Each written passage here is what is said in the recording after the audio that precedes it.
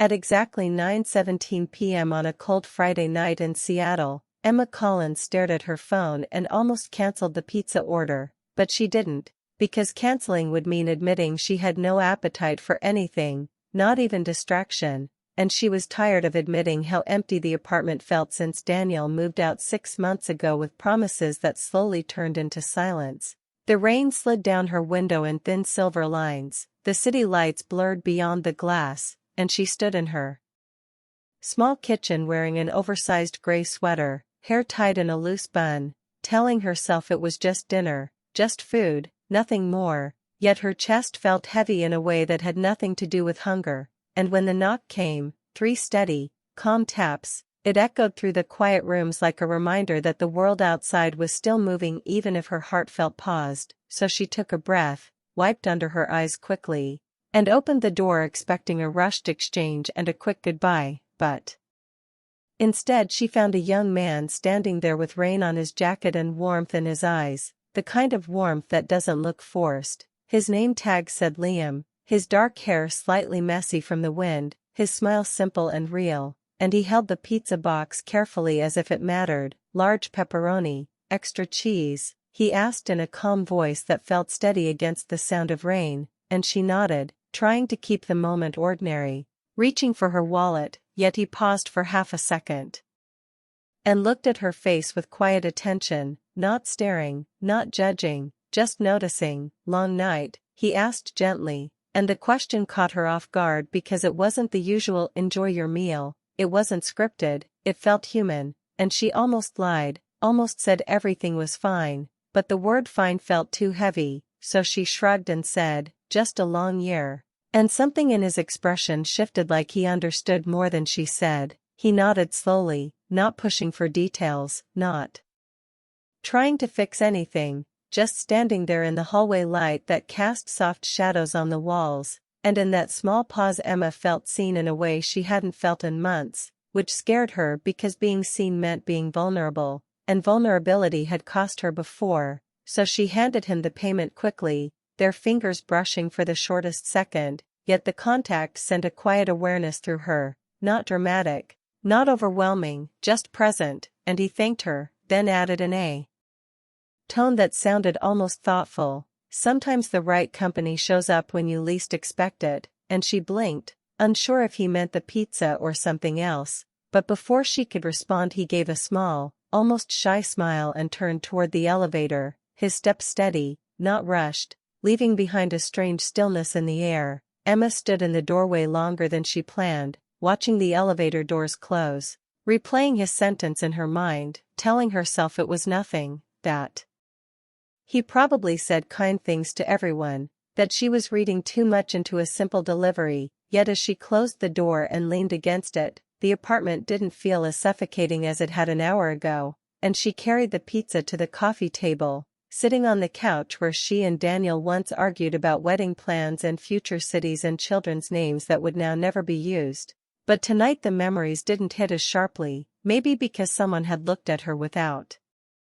disappointment in his eyes, maybe because a stranger's gentle tone reminded her that kindness still existed without conditions. She opened the box and the smell filled the room, warm and familiar, and for the first time in weeks she actually felt hungry, not just for food but for connection, for conversation that didn't end in blame, for moments that didn't feel heavy, and she found herself wondering about Liam, how old he was, whether he liked Seattle rain or planned to leave it, whether he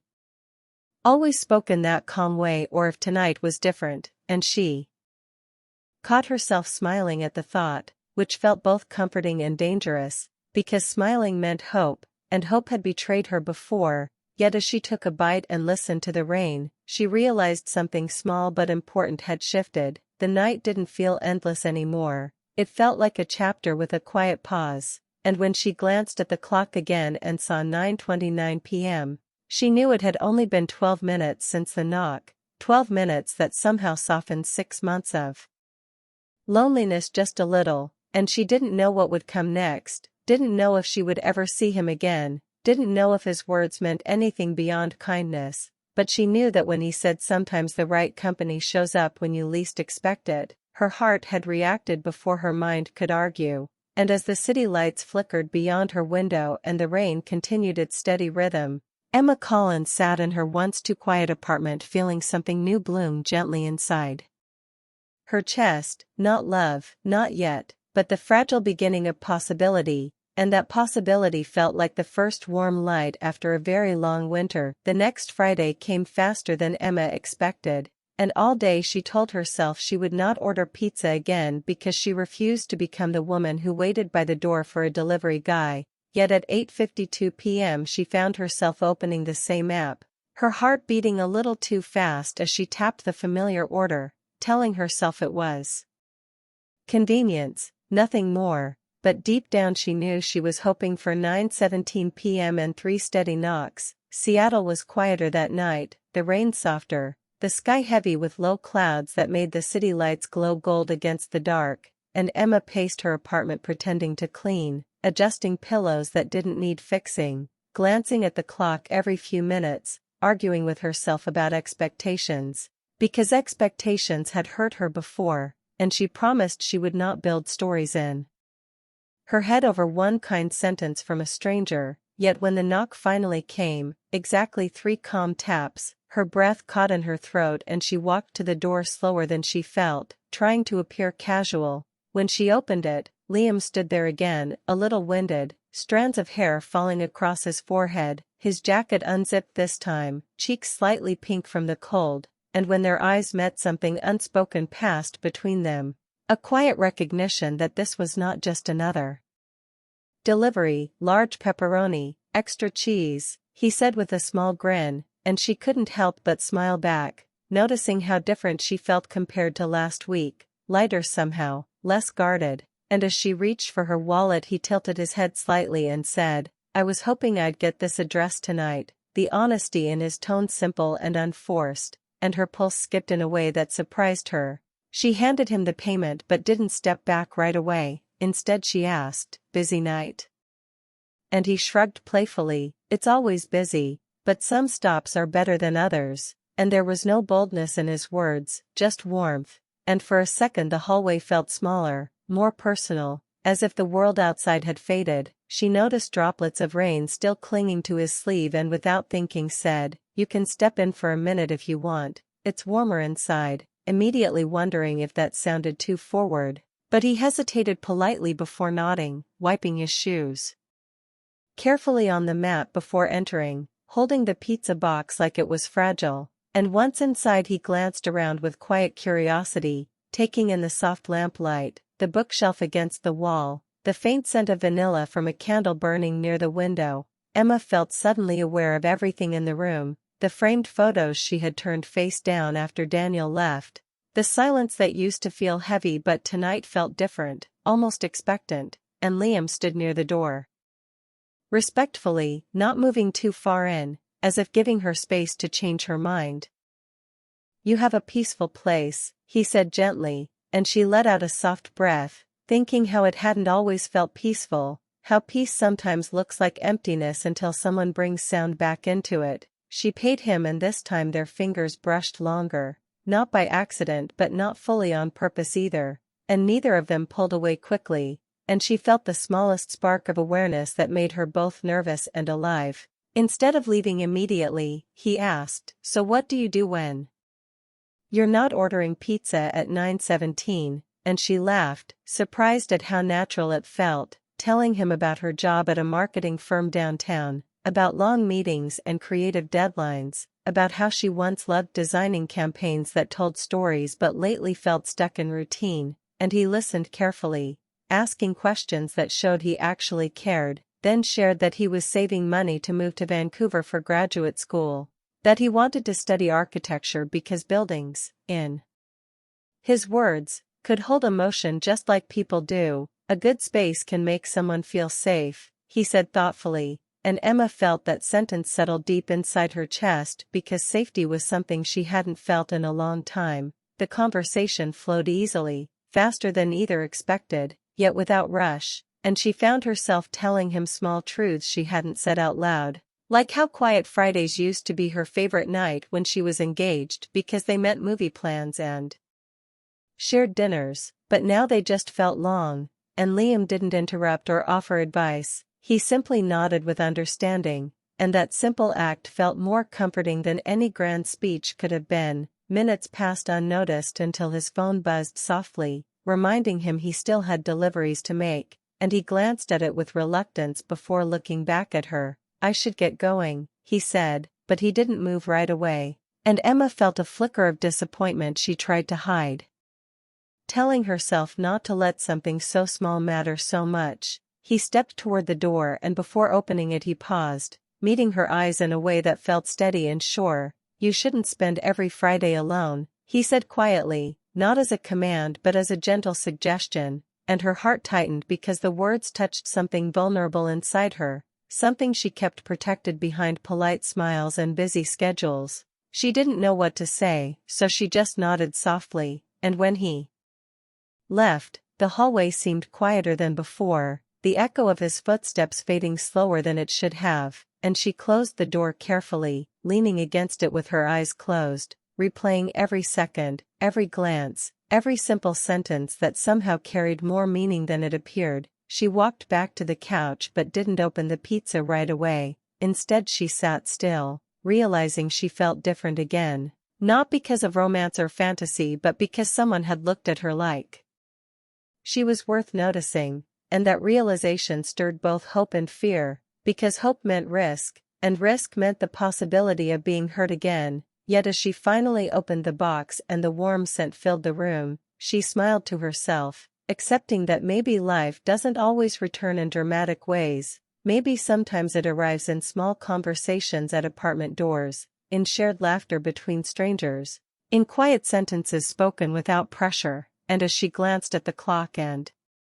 saw 9:36 p.m., she knew something had begun to shift inside her, something subtle but undeniable, and though she told herself she wouldn't overthink it, she also knew that next Friday, when the evening grew quiet and the city lights shimmered against the rain, she would listen carefully for 3 steady knocks at exactly 9:17 p.m. Be why the third Friday 9:17 p.m. no longer felt random. It felt like a quiet promise, and Emma stopped pretending she wasn't waiting for it, moving through her evening with a nervous energy she hadn't felt in years, checking her reflection once, then laughing at herself for caring, yet caring anyway, and when the 3 steady knocks came right on time her heart leaped before her feet reached the door. Liam stood there with the same calm smile but something deeper in his eyes, like he too understood that this routine had grown into something more than convenience, and as she let him in to escape the sharp autumn wind, their greeting felt natural, easy, no longer shy, as if they had known each other longer than a few short weeks. The pizza box rested on her counter untouched while they talked, because now the food was just an excuse, and conversation had become the real reason for these visits, and tonight the air felt different, charged with unspoken thoughts neither wanted to rush yet neither could ignore. Liam told her about his father, about losing him suddenly when he was 16, about how that loss taught him time is fragile and feelings shouldn't be delayed, and his voice stayed steady but honest, not asking for sympathy, just sharing truth, and Emma listened closely, seeing the strength behind his gentle nature, realizing his kindness wasn't accidental but built from experience. In return she told him more about her broken engagement, not with bitterness but with clarity, explaining how plans for a wedding slowly turned into doubts, how trust cracked in small moments before it finally shattered, how she had blamed herself for not seeing the signs sooner, and Liam didn't criticize her past or speak badly about someone he had never met. He simply said, "You deserved certainty," and the simplicity of that sentence made her throat tighten because no one had said it to her before. The room felt warmer as evening light faded into soft shadows, and they moved from standing by the door to sitting across from each other on the couch, knees almost touching, aware of the closeness yet respectful of space, and Emma noticed how safe she felt in the quiet pauses, how silence with him did not feel heavy but full, like something growing quietly between them. Liam admitted he had started requesting her delivery route on Fridays when possible, saying it casually but watching her reaction carefully, and instead of feeling uneasy she felt chosen, not in a dramatic way but in a steady, thoughtful way that made her pulse quicken. She teased him lightly about manipulating pizza schedules, and he laughed, the sound warm and genuine, easing any tension, yet beneath the laughter was truth. They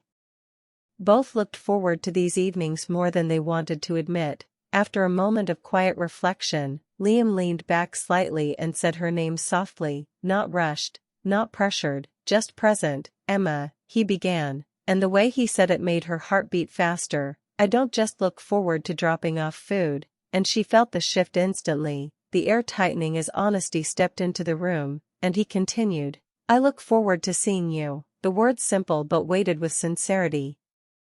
She held his gaze, searching for exaggeration, finding none, only steady affection, and her first instinct was fear, because caring again meant risk, and risk had cost her once before, yet she couldn't deny the warmth spreading through her chest, the way his presence had slowly stitched small cracks inside her without her noticing. She admitted quietly that she felt it too, that she found herself thinking about his knock during the week, replaying their conversations, wondering about his day.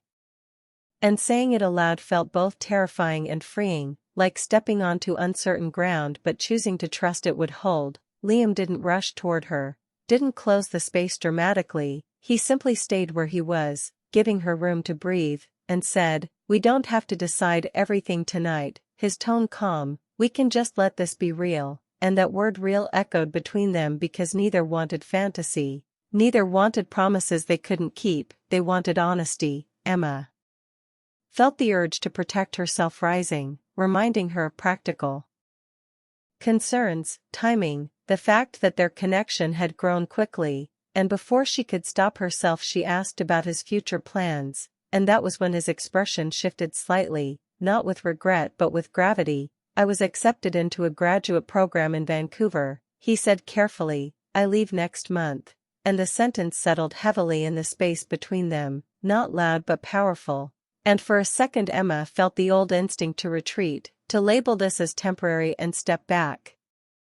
Before attachment deepened, yet as she looked at him she saw not distance but possibility, because he wasn't telling her to create drama or urgency, he was telling her the truth, trusting her with it, and that trust mattered. They sat in silence absorbing the reality that time together might be shorter than expected, and instead of pulling away Liam said softly, I don't want to ignore what's happening just because it scares us. And his honesty disarmed her defenses, because fear had already taken enough from her life. She realized that love, or whatever this beginning was, rarely arrives at convenient times, and maybe the point wasn't certainty but courage. As the clock ticked past 10 p.m. neither of them reached for the pizza, neither mentioned the outside world, because inside that small apartment something important was unfolding. Not a dramatic confession, not a rushed decision, but a shared understanding that connection is rare and shouldn't be dismissed lightly. When Liam finally stood to leave, the distance between them felt different, charged with awareness yet handled with care, and at the doorway he paused like he always did, but this time Emma stepped a little closer, not touching, just standing near enough to feel his warmth, and he said quietly, let's not decide the ending before we start the story, and those words stayed with her long after he walked down the hallway, because she knew this was no longer about pizza deliveries or casual conversations. It was about whether she would allow herself to believe that even after heartbreak, even with uncertainty ahead, something beautiful could still begin. The last Friday arrived with a quiet weight that followed Emma all day, a soft ache beneath her calm smile at work, because she knew 9:17 p.m. would not be like the others, and this time she did not place an order, she did not open the app, she simply waited, pacing her Seattle apartment as the evening sky turned deep blue and the city lights flickered on one by one, telling herself that if he knocked it would mean something, and if he didn't she would accept it with dignity, yet her heart counted every passing minute until finally, at exactly 9:17, 3 steady taps echoed through the hallway. Her breath caught as she walked to the door and opened it to find Liam standing there without a pizza bag, hands empty, jacket zipped against the cool wind, eyes steady but softer than before, and for a second neither of them spoke because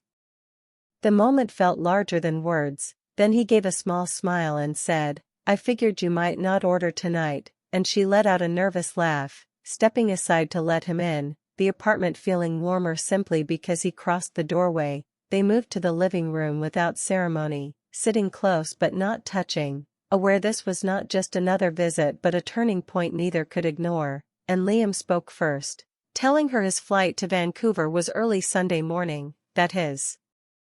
bags were packed, that the reality of leaving felt different now than it had when he first applied, and Emma listened quietly, absorbing each detail, her chest tight yet steady, because unlike her past heartbreak this moment carried honesty, not betrayal. She admitted she had spent the week asking herself whether starting something that might stretch across distance was wise, whether she was strong enough to risk attachment again, whether timing was ever truly perfect, and Liam nodded, not dismissing her doubts, acknowledging them with respect, then said in his calm way, "I